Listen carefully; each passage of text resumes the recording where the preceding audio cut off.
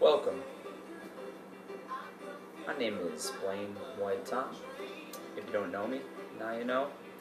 I've decided that every month, I might actually do 2 a month, I'm still figuring that out, but at least every month, I will be posting up a short instructional clip to go over some basic liquid concepts, some maybe possibly later on some newer concepts, things that I'm working on liquids, things that I've seen other people work on, but overall just starting kind of like an open video sharing series to keep people informed and in the loop about this beautiful dance known as liquid.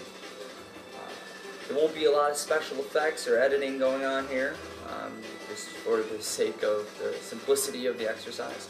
I'm more using these as a means to give them to students and people that I meet along my travels, to connect them to the dance in a very quick way.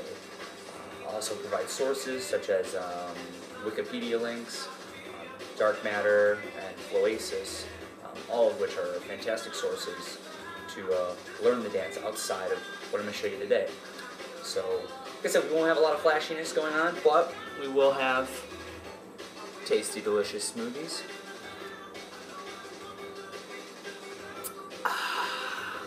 Antioxidants are good. And occasionally we will have silly hats, because we don't want to take ourselves too seriously now, do we? So I started teaching liquid this past year to some private students and things like that, and I've communally been sharing in the dance a couple of years now, and I'm always a student, so in no way, shape, or form are the words that I'm saying here absolute. There are people who have been doing the dance a lot longer than me. I can always direct you to them, and if you're watching this and know more than me, don't take it personally. This is just my subjective intake on the dance, and I'll be regurgitating it to the world. So today we will go over what's called handflow.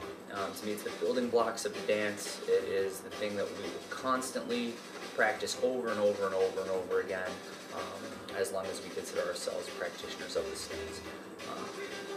The way that it was taught to me is this is a very chase-follow sort of way. Oh, let's see if it's laid down here. So I like to show people to keep their hands in about a straight line. One of the things that we're always going to be focusing on in this dance is connectivity of the hands and fingers. And a way that is represented is in the hand distancing. So keeping an even amount of hand distancing, whether it be this, whether it be this, or for you beginners out there, keeping them as close as possible so that you get the feel of what is going on there. Okay. So in hand flow, it's a lot like I say. We could do it with one hand first, right? Watch this. Watch what we have going on here. Now, in this instance, my right hand, or what you're seeing is my left, is the follower. Okay. There is an action going into it, and after that action, we have this ripple effect. Okay. So this is coming here like this, and pushing in, and this is coming out over and over again. All right. Like I said, we're going to practice this a million times. I've actively been doing the dance now for about 3.5, 4 years, and every day I'm doing this for at least 15, 20 minutes, and some days longer than others. But as you can see, there's that chase-follow thing, right? And I can reverse, I can come this way with it. What we strive for a lot, especially as beginners, is what's called continuous flow. It gives you just a sense of the space around you, the sense in which you're dancing through and what you're moving through. And continual motion, if you can master that or get a better understanding, will give you more control over your dance later on. Now, we could do little shallow waves of the hand here. See how slight those are? This. Okay. You can take it up angles, like this. Down angles, this. Reverse it, come back around this way. But all in all, what we're attempting to do is get that steady hand distancing as we're talking about. Keep that even as possible.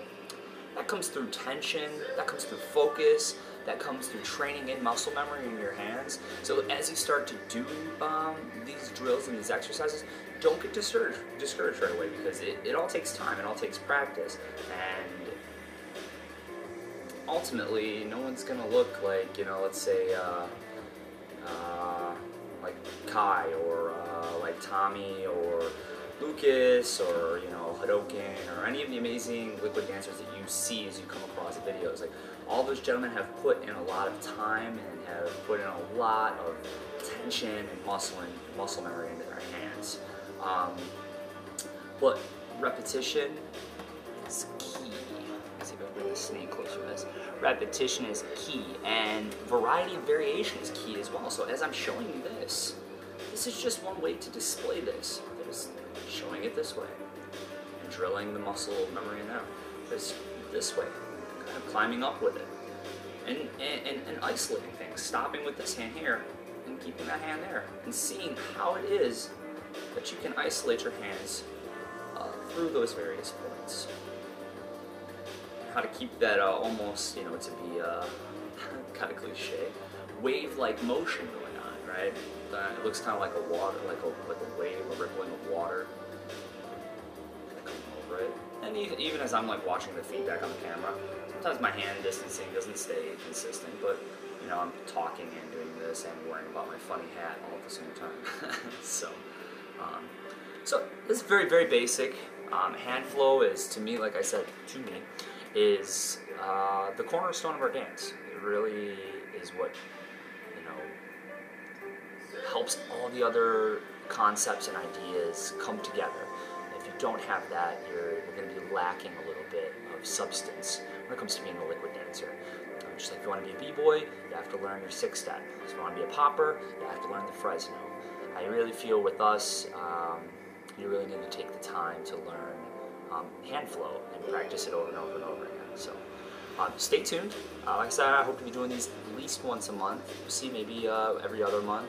Got a lot of other video projects and surprises and things like that coming along the way, because ultimately 2012 is my year. That is not to be egocentric and selfish and say that it's only my year. It just means that this is my year. I really greatly think it's our year. It's just up to you as the individual to become conscious and aware of what you're doing to yourself and the world around you, and make sure that ultimately you're putting a lot of positivity out there. Because if you didn't know, consciousness is the new cool. Always has been cool, but for the sake of those who have been asleep at the wheel for far too long, it's the new cool. So get on board and make this year the best year possible, and keep it flowy, friends. I'll see you soon. Peace.